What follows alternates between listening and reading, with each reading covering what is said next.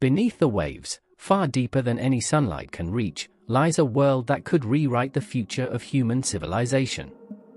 Vast plains of darkness, mountains taller than the Alps, and scattered across the seabed, trillions in metals essential for electric cars, renewable energy, and the technology you use every day.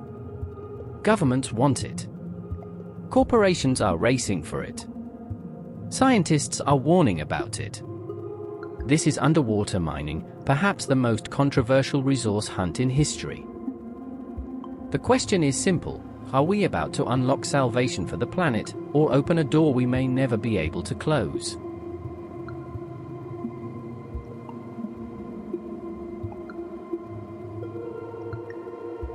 Modern life runs on metals.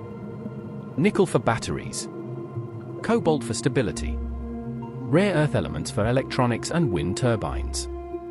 As demand explodes, land deposits are becoming harder, dirtier, and politically complicated to obtain. So attention has shifted downward, to the abyssal plains thousands of meters below the surface. Here, potato-sized rocks called polymetallic nodules sit waiting, rich in exactly the materials industry craves. To some, the seabed looks like the answer to the Green Revolution. A new frontier, untouched, abundant, and ready to power the transition away from fossil fuels. Underwater mining is not divers with pickaxes.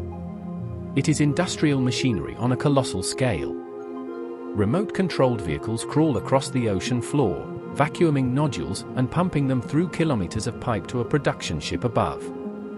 There, the material is stored and later processed on land. The technology resembles space exploration more than traditional mining: autonomous systems, extreme pressure, total darkness. Supporters argue that compared with tearing down rainforests, collecting loose rocks from mud could be less destructive. But the deep sea is far from empty. What seems barren at first glance is in fact one of Earth's least understood ecosystems. Delicate corals that take centuries to grow. Transparent fish with glowing organs. Microbes performing chemical processes scientists are only beginning to grasp. Many species here exist nowhere else. Remove the nodules and you remove their homes. Disturb the sediment and you may affect food chains stretching far beyond the mining site. The tragedy is simple. We might destroy life forms before we even discover they exist. Despite the uncertainty, investment is accelerating. Startups backed by billionaires. Nations sponsoring exploration licenses. Engineers promising efficient recovery with minimal impact. Billions of dollars ride on who gets there first.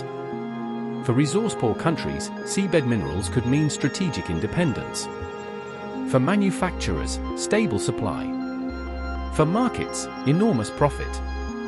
History shows what happens during a rush for valuable territory: speed often outruns caution. Most proposed operations lie beyond national borders, in what is legally known as the common heritage of humankind. Oversight falls to the International Seabed Authority, a body tasked with balancing economic opportunity and environmental protection. Yet critics argue regulations are incomplete and enforcement uncertain. Once machines begin, reversing damage could prove impossible.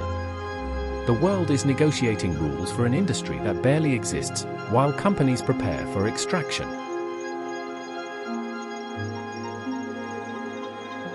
The biggest worry is the plume.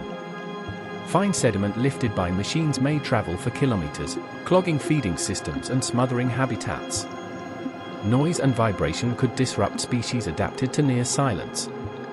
Recovery might take centuries, if it happens at all. Scientists stress a hard truth: we cannot yet predict the full consequences. Mining may be small in area, but the ripple effects could be vast. Proponents counter with urgency. Without massive new mineral supply, the clean energy transition slows. Electric vehicles become expensive.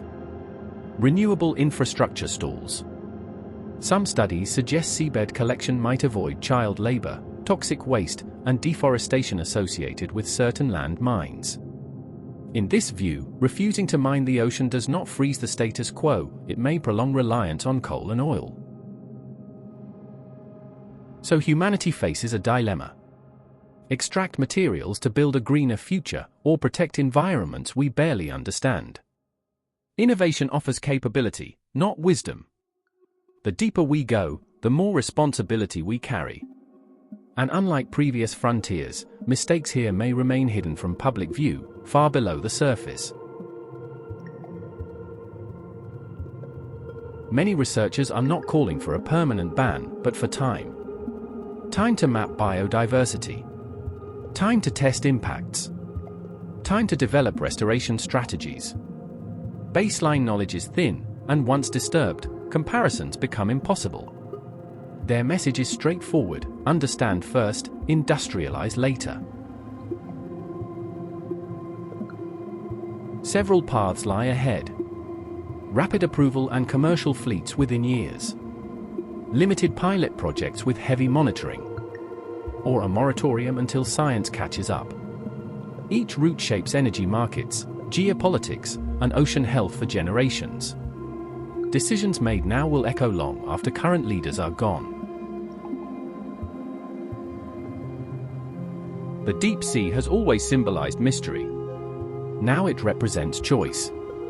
A reservoir of possibility and of risk. Whether underwater mining becomes a triumph of sustainable engineering or a cautionary tale depends on how carefully humanity proceeds from this moment.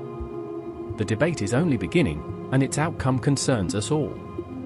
If you want clear, intelligent explorations of the forces shaping our world, subscribe and join the journey below the surface.